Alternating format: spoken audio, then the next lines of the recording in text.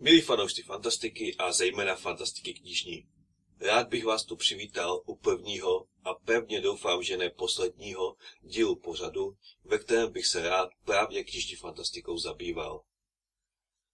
Tento pořad jsem si soukromě nazval Fajkusovo knižní okénko. Ovšem uvádět ho budeme pod mnohem bombastičtějším názvem Knižní okénko bestiálního Fajkuse. Když už má člověk nějakou tu pověst, i když je to pověst nezasloužená a vykonstruovaná panem Tomášem Němcem, proč ji nevyužít? Zároveň bych se hned rád chtěl omluvit, že nenatáčíme v mé proslavené sklepní vučírně. Má to dva důvody. Prvním je ten, že jak osvětlovači, tak i zvukaři furt naříkali, že tam není dost světla a není tam slyšet vlastního slova. A ten druhý je ten, že jsem nechtěl, aby tento pořad byl nějakou katovnou, kde by se knihy popelovaly, případně ostouzely, ale přesně naopak. Tady bych rád vyzdvihl knihy, které se mi líbily, případně upozornil na ty, kterých jste si třeba nevšimli nebo které zapadly. A protože člověk by měl začít nějakou srdcovkou, něčím, co ho skutečně baví, šáhl jsem hluboko do minulosti, tedy konkrétně do roku 2000, kdy jistý ostravský vydavatel, který měl v té době o dost víc vlasů a nosil o dost méně pirátských šátků, vydal knihu, která se jmenuje Černá legie. Jak vidíte, má skvělou obálku, kterou nakreslil Jan Patrik Krásný. Ostatně ta obálka se mi natolik líbila, že jsem ji po Patrikovi vyžebral a mám ji doma ve své knihovně. Glenn Cook je známý americký spisovatel, který má na svém kontě víc než 70-80 knížek, píše fantazii, temnou fantazii i sci-fi, ale skutečně slavným se stal pravděpodobně díky tomu, že vydal Černou legii. Černá legie je totiž jedním ze základních představitelů temné, čili dark fantasy na celém světě a Cook patří k jedním z otců, případně velkým propagátorům tohoto žánru také po celém světě. Jinak, když v roce 2000 u nás Černá legie vyšla, bylo to vlastně poprvé, co jsem se s temnou fantazí setkal. Do té doby většinou ta fantazie byla spíše taková, že tam bylo pevně rozčlenění, my jsme dobří, my jsme zlí, jo, my bojujeme proti tomu zlu a ti zlí jsou většinou docela blbci, jo. Kdežto tady u té Černé legie tomu bylo zcela naopak, jo.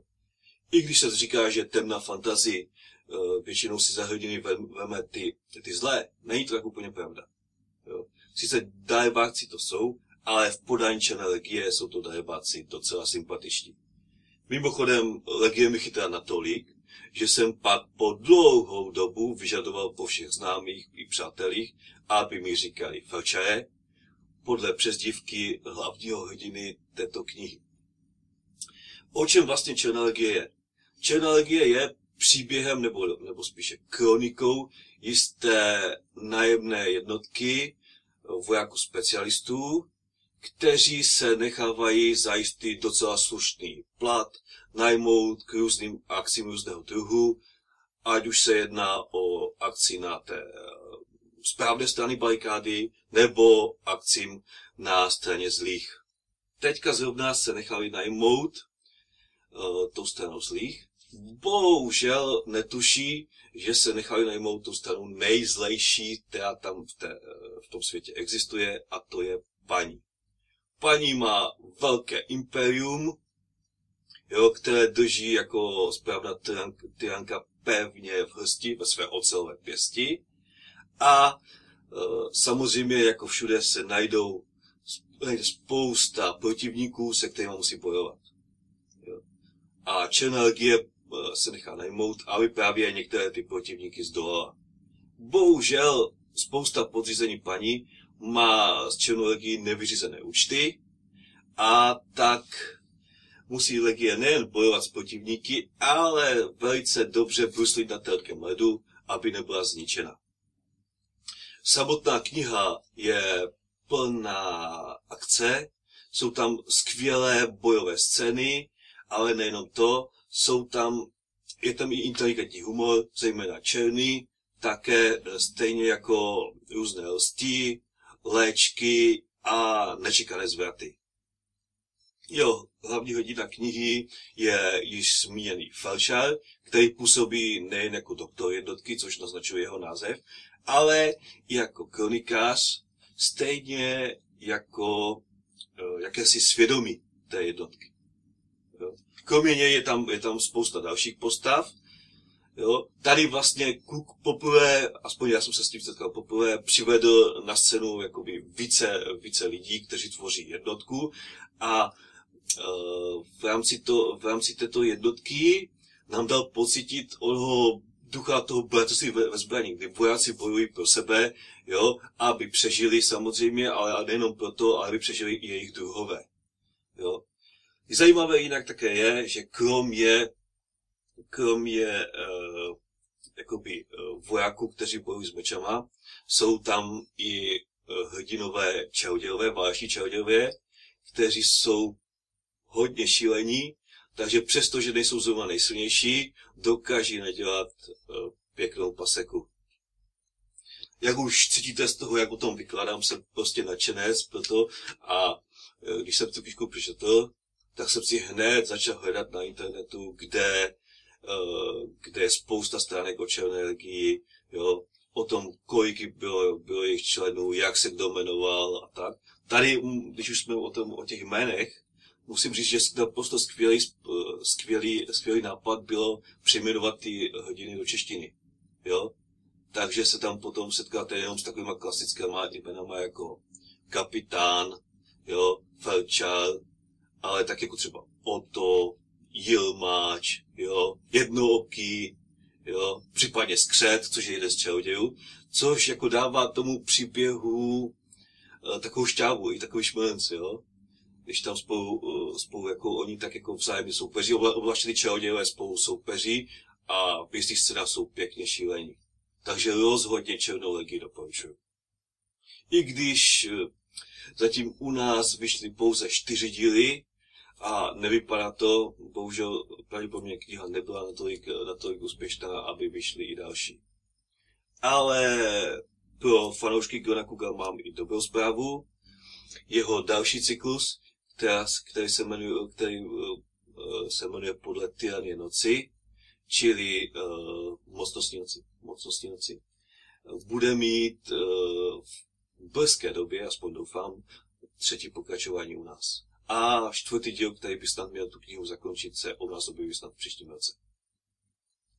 Jako hlavní knížku dnešního dne jsem si vybral Vycpavače zvířat od Jaroslava Hředoviče. Spousta z vás už určitě Jaroslava Hředoviče zná, především z jeho románové tetralogie Pán ledové zahrady, v případě samostatného románu Popel a prach. Ovšem ve Vycpavači zvířat se představuje úplně jiný Hředovič, než jakého znáte. A nejenom proto, že opálka vypadá tady tak podivně. A musím říct, že neúplně koresponduje s dějem této knihy. Jo. Viděl jsem originální obálky, jaké vyšly v Polsku a jsou podle mě mnohem lepší. Ovšem českému vydavateli Tritonu se originální obálky moc nelíbily, zdály se mu příliš drastické a proto zvolil tady tu, kterou jsem si sám soukromně nazval Kuky se vrací. Jo. Vycpavač zvířat je povídkovou sbírkou. Hředovič to představuje jako skvělý povídkař. Jo. Samotná knížka se dělí do 2 skupin. Tedy povídky samozřejmě se dělí do 2 skupin. První skupina jsou krátké, jednoaktovky, úderné, s tahem na bránu a skvělou pointou. Ty druhé věci, které tam jsou, druhé texty, jsou mnohem delší, mnohem propracovanější, ale taky založené na výborně propracovaném nápadu a taky mají často nečekanou pointu, případně se dokážou čtenáře okamžitě vtáhnout do děje a na konci je těžce překvapený. Jo. Z těch povídek, které tam jsou, z těch krátkých mě zaujala třeba hned ta první, což je koníček tety Konstanci. což je vlastně povídka, která si dělá legraci z takového toho okultismu a vyvolávání duchů a převádí ho zcela na ruby. Naprosto geniální pointě. Z těch krátkých bych třeba ještě zmínil Vycpavače zvířat, kterýžto příběh je založen na tom, že jistý otec je doma sám, jo, jeho žena i dcera jsou na dovolené a jeho jediným úkolem je starat se o starého kocoura, kterého jeho žena i dcera milují snad víc než jeho. No a ten kocour mu umře. Že jo. Takže nastává těžký problém, že otec jako obvykle chlap má strach, co ty ženské řeknou a případně co udělají. Jo. I přesto, že se necítí nějak viněn, ale znáte to, vina je očividná, jo. Za jeho služby to stalo. Ale naštěstí přes jistého známého sežene vycpavače, který dokáže naprosto skvěle a věrohodně toho kocoura vycpat, jako vycpává všechny zvířata. A nejenom zvířata. Víc už prozazovat nebudu, protože pointa tohoto příběhu je taky skvělá. Potom z těch dlouhých prací, které se mi líbily strašně moc, bych rád zmínil třeba Loisetin polibek. Jeho příběh je drsný, velmi, velmi drsný a temný, odehrává se za velké francouzské revoluce. Jo? Jeho hlavním hrdinou je hlavní kat, který obsluhuje gilotinu a ukazuje, jak se mění ten vztah toho kata k té gilotině, že z toho nářadí se najednou stane něco živého a životaschopného. Samozřejmě i tady tento příběh velmi dobře pracuje s gradací napětí, jo, vyrůstá tam ta temnota a jeho vyústění je taky velmi dobré. Kromě toho bych zmínil ještě dvě povídky, dlouhé povídky, které tam jsou. Za prvé je to Vlčí vanice, což je příběh z konce druhé světové války, který se odehrává na palbě jedné z německých ponorek, která půjde za neznámým cílem. Jo, válka už končí, Hitler je už téměř mrtvý, ale na této ponorce cíl této ponorky je tak fantaskní, tak smělý, že může změnit celý osud druhé světové války. Jo? Snad moc neprozradím, když řeknu, že prsty v tom má nacistická okultní společnost Thule a že na palubě se rozlehají tony Wagnera. Jak ten příběh je fakt, má skvělou temnou atmosféru a přímo se člověk dokáže vžít do pocitu těch německých námořníků. A jako poslední, úplně poslední, bych zmínil Víkend ve Spezeku. Což je trošku něco jiného, než všechno ostatní, co tam je takzvaná point fiction. A Křidovič si v ní nebyly servítky, zobrazuje naprosto temnou budoucnost lidstva, kdy je svět opětovně rozdělen na tu demokratickou část a potom na totalitní část, kde v té totalitní části jsou u moci menšiny a propagují se ženy, jakožto dlouhodobě utlačovaná skupina. Právě z jedné z těch enklav, kde je ta totalita, právě pochází ten hlavní hrdina, kterému se podařilo uprchnout do toho volného světa. Jo, tam se celkem úspěšně prosadil, má dost peněz a je dost sebevědomý a teďka se vrací zpět do té totality na víkend. Jo, a zažívá tam spoustu děsivých zkušeností, které spolu s ním zažívá i čtenář. Z toho příběhu fakt až mrazí. Jinak celkově Křidovičova kniha je naprosto skvělá a ukáže vám tohoto autora v celá odlišném světle a možná si řeknete, že jako povídkář je Křidovič ještě lepší než jako autor románu. Rozhodně to použiju.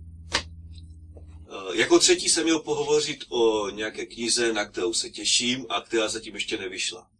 Bohužel jsme natáčeli tak strašně dlouho a může za to režisér tohoto pořadu, že zatímco my stále ještě nemáme dotočeno, knížka už vyšla. Ale protože jsem už několikrát zmínil, že právě tahle kniha bude tou třetí, s chutí a rád se podívám na Město od Stelly Gemelové. Na tu knížku jsem se strašně moc těšil. Zaprvé proto, že Stella je manželkou Davida Gemela a já všechny knížky od Davida Gemela miluju. On dokáže do svých knih, nebo dokázal spíš, protože už umřel, do svých knih vložit takovéto neokazalé hrdinství. Jeho hrdinové nejsou černobílí, jsou takový našedlí a přestože mají na triku nějaké ty špatné věci, přece jenom v ten správný okamžik udělají tu správnou věc. I kdyby je to mělo stát život. Jo? A rozhodně si myslím, že to, že jeho legenda se dostala mezi 100 knih, které si určitě musíte přečíst do té ankety, není žádná náhoda. Mimochodem, Stella se, jako žena, druhá žena, se na těch knihách, na většině z těch jeho knih podílela. Otázkou je, do jaké míry. A právě to jsem si chtěl věřit na Městě. Ale protože jsem zároveň nechtěl být moc připravený, tak jsem začal přečetl jenom 200 stránek.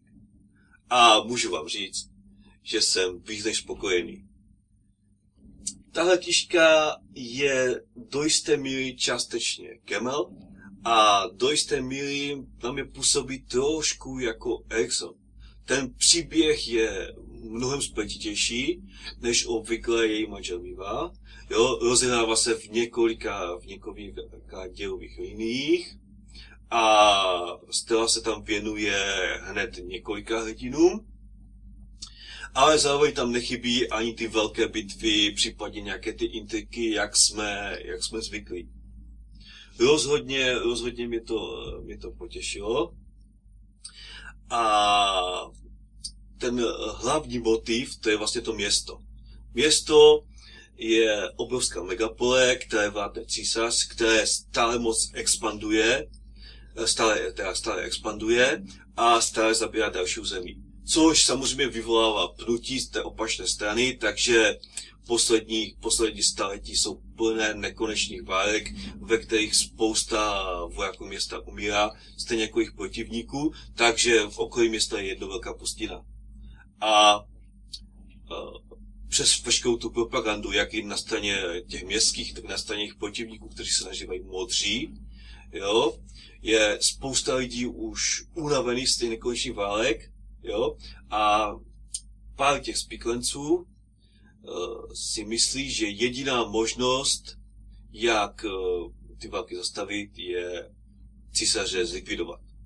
Císař ovšem není tak úplně normální člověk, taky žije o dost déle než normální člověk, a takže zlikvidovat ho nebude úplně jednoduché.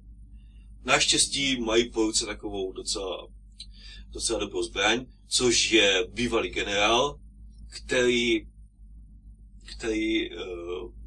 dřív samozřejmě sloužil oddaně a pevně tomu císaři, ale pak byl zostuzen, mučen a jen tak utíkl smrti. Jinak každopádně skvělý nápad a Gemelová, přestože jako autorka je spíše jakoby vedena začínající autorka, ho výborným nápadem rozvinula. Už se těším, až tenhle pořad skončím, abych mohl číst dál. Nakonec, jak jsem slíbil, je tady pár zajímavostí ze světa fantastiky, zejména fantastiky, která se odehrává u nás. Tady mám pro vás 2 zprávy. Jedna je standardně dobrá a druhá špatná. Začněme tady tou špatnou a to je zpráva, jak už jsem avizoval několikrát, týkající se Warhammeru. Pokud jste fanoušci Warhammeru, určitě jste si všimli, že v poslední době prakticky nic nevychází. Překvapivě za to nemůže nakladatelství Polaris, které by rádo vydávalo, ale samotný anglický nakladatel, čili Workshop Games a jeho knižní sekce Black Library, čili jak my říkáme, Černá knihovna. Myslím, že to je 2 lety, totiž došlo v Černé knihovně a v workshopu věci, která se říká takzvaná rotace kádrů, čili nastoupili noví manažeři a jednoho z těch manažerů napadlo, že by bylo pravděpodobně lepší, kdyby se nevydavaly licence zahraničním vydavatelům, ale všechny knihy se vydávaly sami. To tedy znamená jak v angličtině, tak i překladové.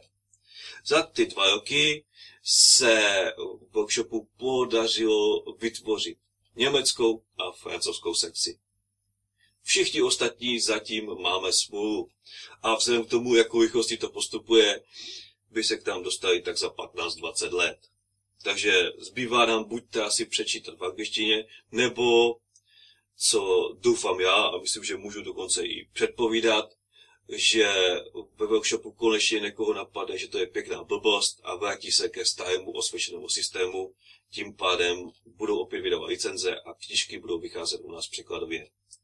No a abych teda osladil tuhletu pilulku, nepříliš dobrou, mám pro vás dobrou zprávu a tou dobrou zprávou je tady knížka, kterou držím v ruce, to je Krev Kudlanky Adriana Čajkovského. Je to 3. díl Stíny vědoucích, kterou vydal Zonel Press, vydal to před 2-3 dny, takže je to naprosto horká novinka. A proč vlastně je to dobrá zpráva? Dlouhou dobu to vypadalo, že Stíny vědoucích skončí 2. dílem, protože ti, kdo se zajímali o Adriana Čajkovského u nás, určitě vědí, že zatím vyšly jen 2 knihy, celého jeho, myslím, že 10dílného cyklu a v obrovských rozestupech. Jo, tak se mi zdá trošku, že to Zonel Press zanedbal. A vzhledem k tomu, že prodeje byly poměrně špatné, vypadalo to, že 3. kniha nevyjde. Nakonec se je snad podařilo přesvědčit a 3. kniha je teda tady. Sice není vázaná, jo, nemá poměrně žádnou obálku, jak si určitě všimnete, a vevnitř nejsou žádné ilustrace, ale aspoň je tady. Takže pokud všichni fanoušci Čajkovského, pokud chcete, tak jako já, aby jeho knihy dále vycházely a nechcete si je číst v angličtině, kde by to bylo trošku složitější, měli bychom se snažit tlačit na Zonel Press, aby vydal ty další knihy, aspoň v takovéto formě. Jinak děkuji za pozornost a doufám, že aspoň tolerantní většina z vás mi promine všechny ty přebrepty a bláboly, které jsem tu v tomhle 1. dílu stvořil. A já vám zase slibuju, že pokud budete chtít, pořád bude pokračovat a já se budu snad zlepšovat. Díky za pozornost.